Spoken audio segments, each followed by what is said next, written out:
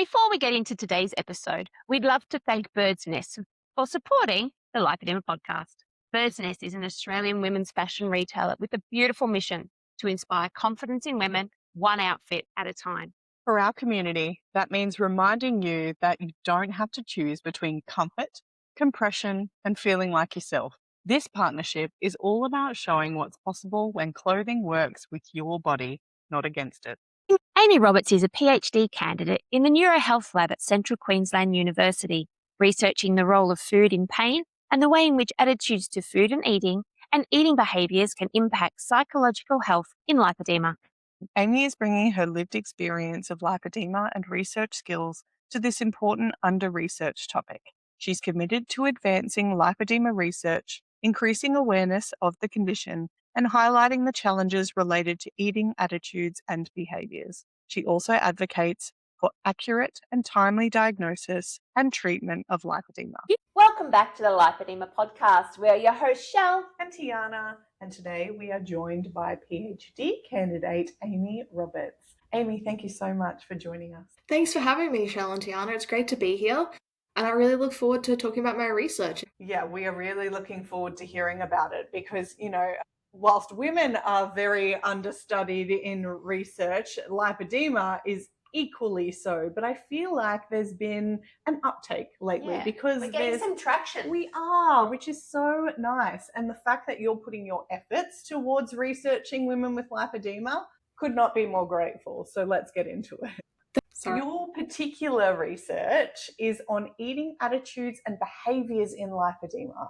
I'm so interested what motivated you to explore lipedema in your research. Well, my lived experience, I stumbled across lipedema about 10 years ago and immediately identified with the images and symptoms I saw online. And then fast forward to my honours year of psychology in university, I came across a team of researchers who were really wanting to understand some of the psychosocial impacts of lipedema at that time. And I was lucky enough to be able to work with them in a really interesting study, which I am currently publishing at the moment, that examined dietary quality and its relationship to pain and importantly to depression that we know women with lipedema experience a lot of. This then inspired me to think more in depth about the experiences of women, and myself included in that, have in this area, and I noticed there is a gap in the research talking about and understanding the lived experiences of women with their eating attitudes and behaviours, which, as you pointed out, is the focus of my PhD research. It's so interesting because you're so right, there's such a massive gap. Like, I could imagine that our lived experience would feel quite varied with our behaviours to eating. And I'm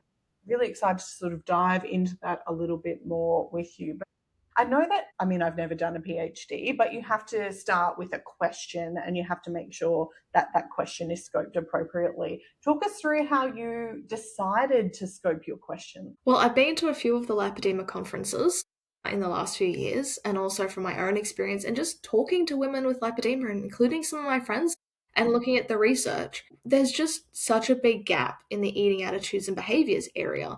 Like we do talk a lot about in the research about different diets and that sort of thing, but we don't really have a good understanding of how women eat and their behaviors. And as you said, it's very varied as well. And I think that's the first step to getting targeted treatments and providing compassion for women, as well as encouraging compassion for themselves. So in thinking about that, we really just wanted to be a building block, essentially, and find out from women what their experiences are and try and quantify that in a way that researchers can build on, but also health practitioners can use in their practice to support and encourage women with lipedema. Yeah, you just gave me a light bulb moment, Amy, because there is so much, as you said, there's so much about like what diet we should be on, like the keto or the carnivore or the low carb or the whatever it is. But the behavior change, like actually applying that to everyday life, that's the real stuff.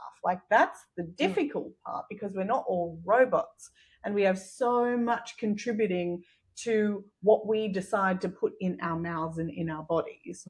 And so I get it, like that is the gap. Exactly. And my honours study, as I said, looked at dietary quality, pain, and depression. We actually found that it didn't really matter what diet you're on. If you increased your dietary quality, you actually had a decrease in pain as well as in depression. So whilst it is important talking about the keto and the Mediterranean and those type of diets, I think it's equally useful just for women to be increasing their dietary quality, to be eating more foods that they like and enjoy, but that are good for you, which I think a lot of women do though. But it's just difficult because there's a lot of stigma around eating attitudes and behaviors, and a lot of both self and other stigma. And diet culture plays into it so much. Massively. Like a lot of our identity comes down to our food, and it's really hard. It's really hard. Like the whole eating in public thing. Going out to eat with your friends. It's like, you want something that's on the menu. There's another option that might be more healthful for you, but you don't get the opportunity to be out at this place or do the thing. And it's like, what's more important at this time? And that's different for everybody. Yeah. Like that behavior is different. The intention is different. And it makes it quite complicated. It's not just, I must eat this food. I must make sure this nutrient profile is meeting, the requirements. And there's so much that goes into it. And the stigma that comes with it, like you were just saying, Amy, the stigma. Like I used to have issues with people looking at my trolley. I used to worry at the grocery store that people would be looking to see what I bought. Like I've done a lot of work to get over that, but it's still there. Like we still feel like that diet culture is still like you should do that or you should do that. Yeah. And that would play so much into this. Absolutely. It's funny. Sorry, Amy. We're taking over here. We're just putting some experience in, I suppose. The other way, when I see women that have incredible bodies, I'm looking in their trolley and I'm seeing normal food, like packaged food, things that I wouldn't dream about eating on like lollies and stuff. And I'm like, how come you can eat that and look like this and I can't eat that and look like that? Like, it's just, so anyway. Eating attitudes are a very important part that I don't think is recognized as much. We talk a lot about eating behaviors, so what we actually put in our mouths, what we buy at the shopping center, but we don't really talk as much about the attitudes behind that. And I think even though a lot of women with lipedema, from my own personal experience, eat really well, there are a lot of negative eating attitudes behind that impact how they eat. So when they eat and things like that, like fasting is big at the moment as well to help lose weight. And, that can be very negative and very harmful for women. So I think we really do need to understand as researchers and as health professionals, both the behaviors that we talk about, but also the eating attitudes that women with lipedema experience. Like I have very similar feelings and thoughts as you guys do. And I think they're very common in this group of women, but there's just no research looking at it. So mine will be some of the first that looks at it. And again, I anecdotally know what women experience, but there's no research into that. And that's really important to get things moving in this space. Totally, especially with our clinical care and that compassionate care that you're talking about. Until the data is there, we may still be stigmatized in our GP's office to be eat less, move more type thing. Exactly. And it's so hard, and we need to break that stigma, and we need to make baby steps. It's not going to be tomorrow it goes away. And this is definitely a starting point to this. And I'm very passionate about this, and I really hope to hear from more women about their experiences and to get this information out there. And so we can start looking at treatments. As you said, compassion is a big one at the moment in our space. Chantel, my colleague, has started looking at compassion in her research, and she has found that a lot of women just aren't being compassionate to themselves. Like they don't talk about their issues as much, and they're just very negative towards themselves. And we really need to be able to help them with that. It's such a hurdle to get over, and it's a very common experience, unfortunately. Yeah, unfortunately indeed. I'm curious, Amy, how far into your PhD are you currently? I'm about 2 years in, so on the process of completing 2 studies, one of which was a survey that lots of women were able to help me with. And we're just kind of looking at the data at the moment to see what is happening with women. And where did you find the women for your study? How did you go around that? to that survey? As with most things these days, unfortunately, it's all internet-based. So we put some calls out on some of the lipedema groups. We're mostly Australia, so Lipedema Australia, Lipedema Warriors Australia, those sort of Facebook groups to get as many women as we can. And we had a great turnout. So I'm very happy and looking forward to sharing all of the results with the women who participated, but also the women who were unable to participate and will still benefit from hopefully what we find. Oh, that is so good.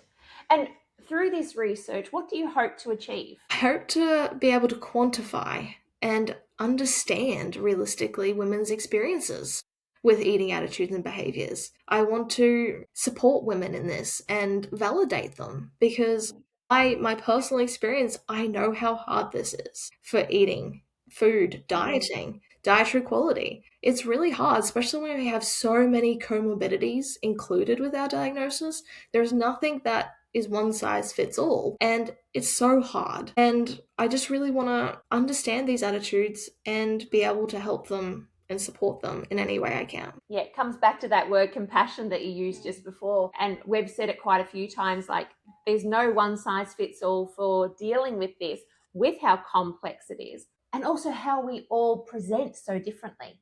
Exactly. And we all have different symptoms. Like we have this one word that links us, but everything else is just so unique to our own experiences and genetics and lifestyles. And so compassion is the one thing we can all learn. We want to pause for a moment to acknowledge Bird's Nest, who are partnering with us to raise awareness around dressing bodies that wear compression. One of the things we hear most from our community is, I don't want to just wear big, baggy clothes. I want to feel like me. Bird's Nest really gets that. Their range focuses on softness, stretch, shape, and versatility.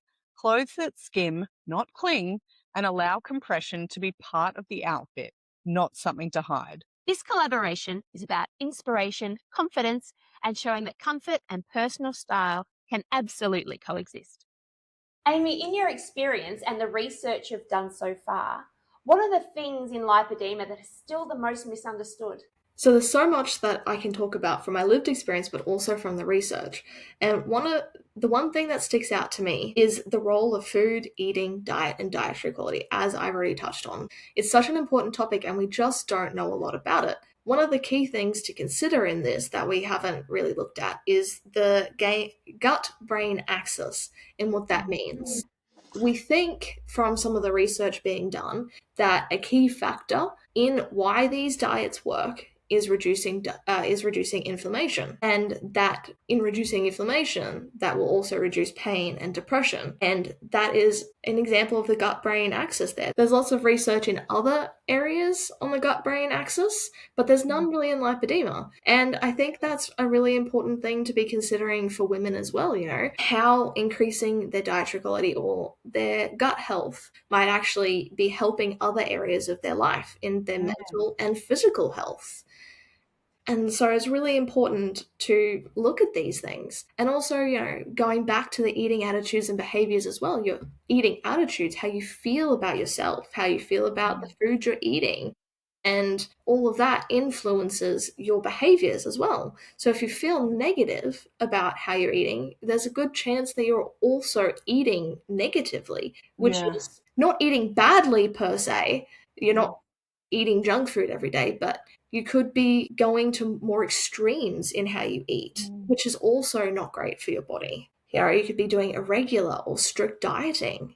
You could be doing unhealthy weight control measures or restricting of food. And whilst that still might be eating healthy, you might not be getting all the nutrients in or just fueling your body the way it needs to.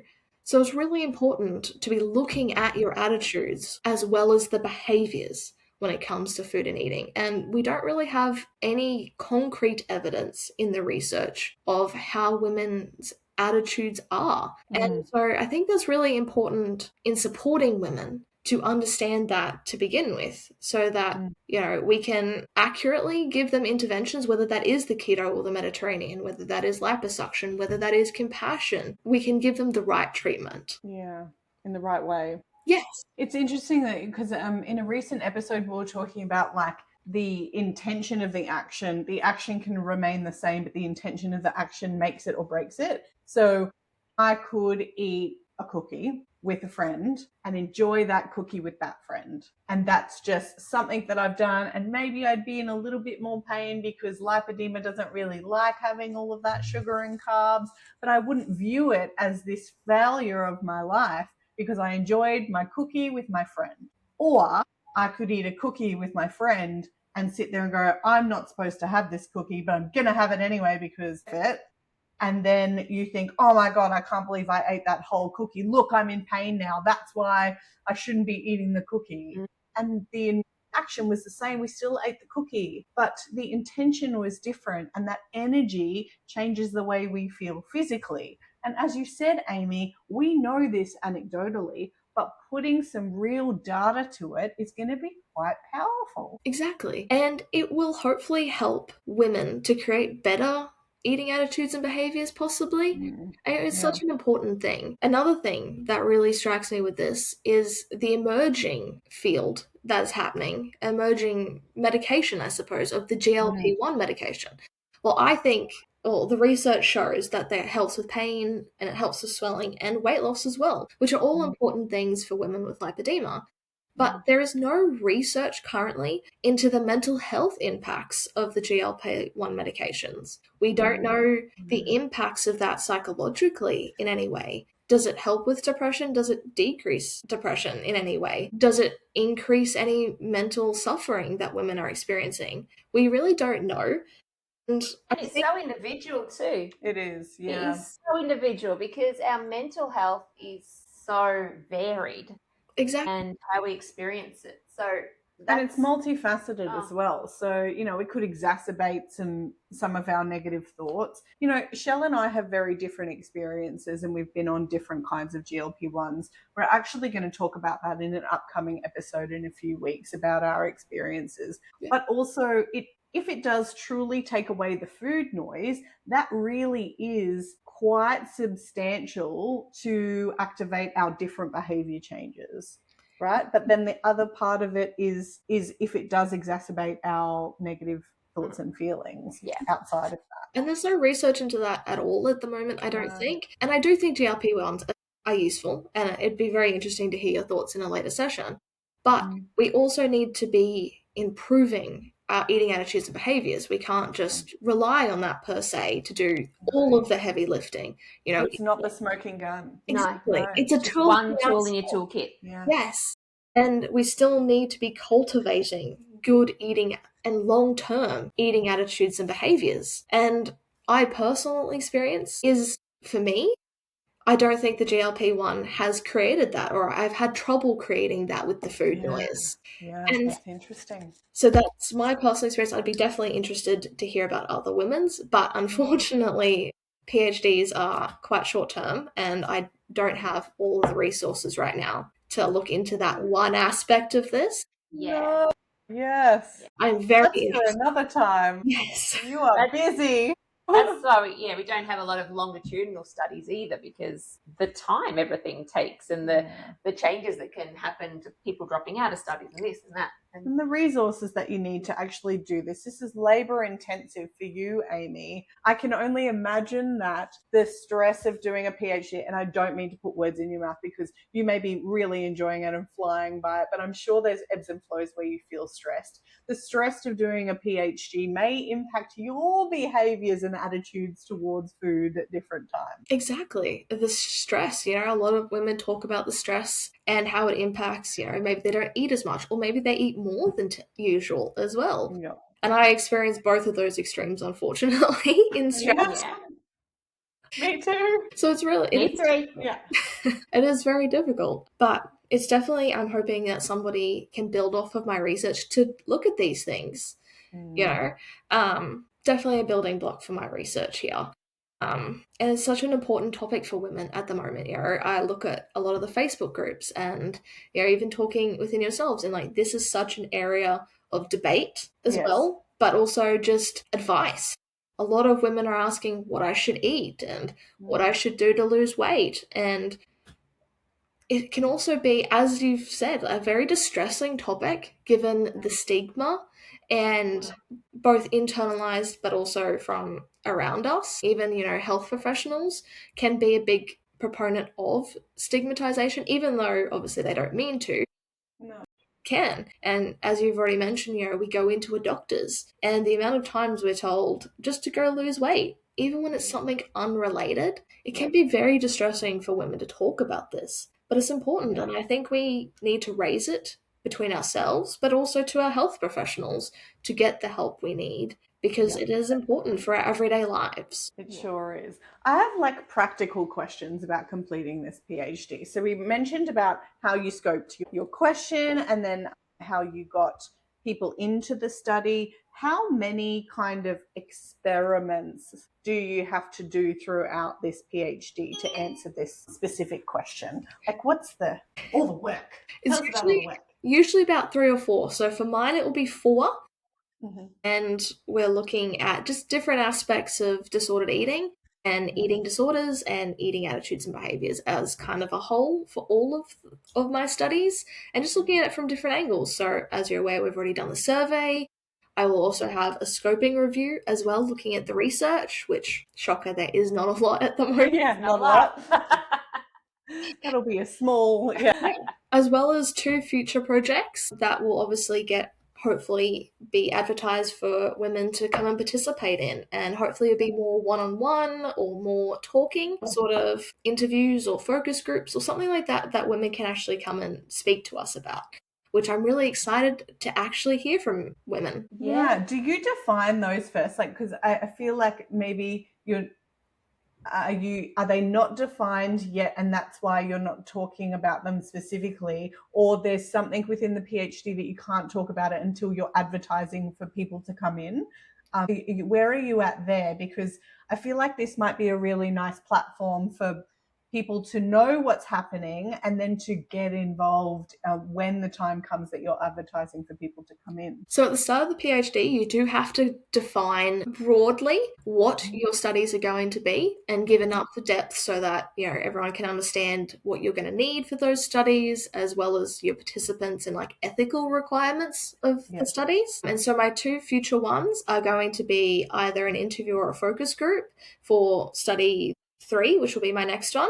And then we're looking at some compassion intervention after that. But there's still a little bit up for debate at the moment, because we want to have a look at our first 2 studies and see what women really want and need. Okay, so you're tailoring it based on the information that you get in the first couple of studies. Yes, because women might feel more comfortable doing one-on-ones, or they might feel comfortable in a focus group setting with multiple women. We're not 100% sure yet. And we also want to look at the findings from the first 2 studies to see if there's anything that we didn't expect and that we can kind of focus on to ask questions and to get more information about from women with lipedema. And so it's a very collaborative process, we hope.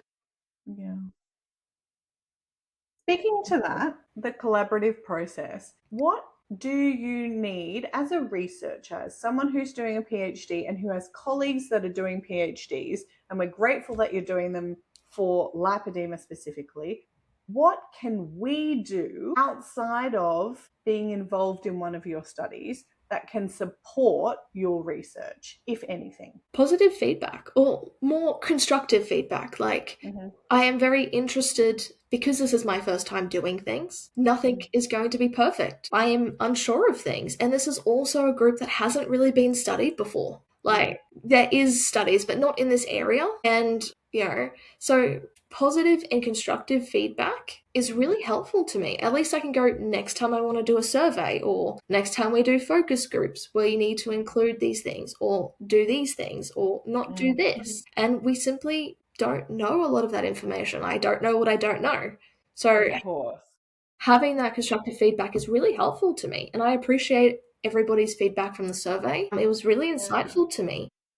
I was going to ask, when you do each particular study, do you get feedback from the participants on how they thought that went or something, the iterative feedback? A little bit. So because we're posting on Facebook and those sort of platforms, people are able to give their feedback and let other women... Liberally.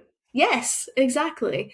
And so I received a lot of feedback, both positive and a little bit of negative as well, on the survey. And it was all very helpful to me. Even the negative stuff, as I said, at least I know what is possibly needed for next time and how I can do better as a researcher, someone who's trying to advocate for women with lipedema, because I'm also very, I think a lot of women are, very siloed in a sense, very independent. Like, whilst I'm part of these groups, I don't know that many people in my everyday life that have lipedema. And everyone's experiences are very varied, as we've discussed, and their feelings towards their condition, their comorbidities, their eating attitudes and behaviors is incredibly different. And so I find this feedback really helpful.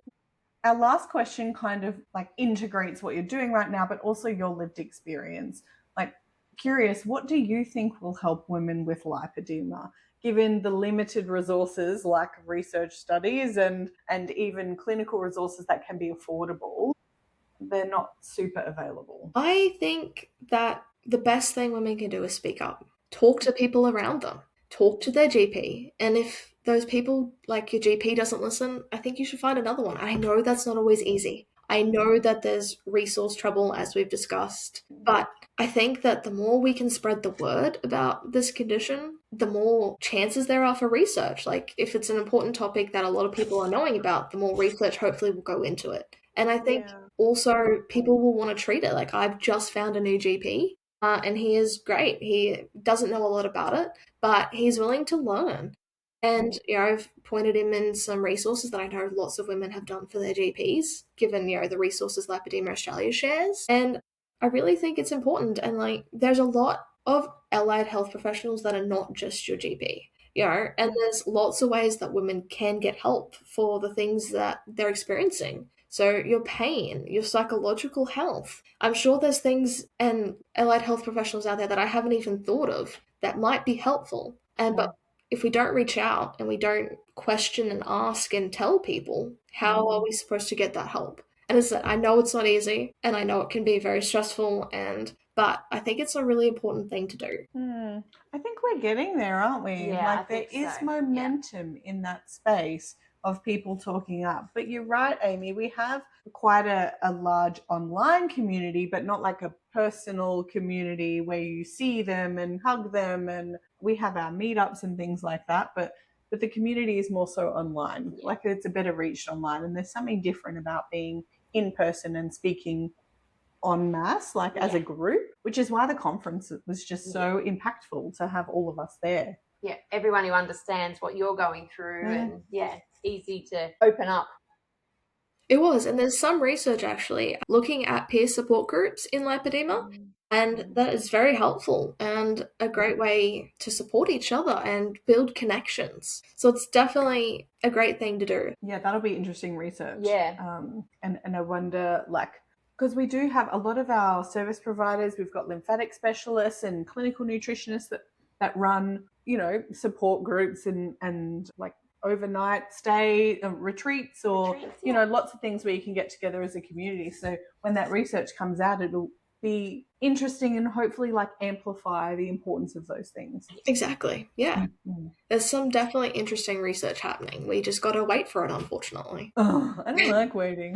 Well, thank you so much for joining us today, Amy. I can't wait to see what you find out. I love, like you've mentioned throughout this, it's not about what diet we're on, it's about the quality of the food that we're eating. So more of a nutrient-dense approach to food and not feeling guilty if you don't have access to that. Just make the best choice you can when you can. Exactly, and trying to have positive relationships with food and eating. Yeah, which can be simple. Yeah. Won't happen overnight, but it can happen. That's right. Exactly. Well, we can't wait to see when you publish your research. Yes. We'll make sure we share it with the community and support you as much as we can. Yeah, we're so grateful for you to have the passion that you do and the brains that you do to like dive into a PhD for us, because we need more people like you and more brains like you to be able to do that. Thank you. It was great being on the podcast. Thank you. Yeah, it was great having you, Amy. Thank you. Take care of yourself. Bye. Absolutely coexist. Thank you again to Bird's Nest for supporting this episode of the Lipoedema Podcast. Whether you're navigating compression, body changes, or simply want clothes that feel good on your body, Bird's Nest is a beautiful place to explore styles designed with real women in mind. We're so grateful to partner with brands that listen to our community and help make life with lipedema feel just a little more supported. Lipedema and its symptoms vary from individual to individual. The opinions and advice voiced in this podcast are of a personal nature and used for educational purposes. Please take away from this podcast what resonates with you, and please see your GP or preferred specialist for diagnosis and healthcare. We are Shelley and Tiana from the Lipoedema Podcast. Until our next episode, bye for now.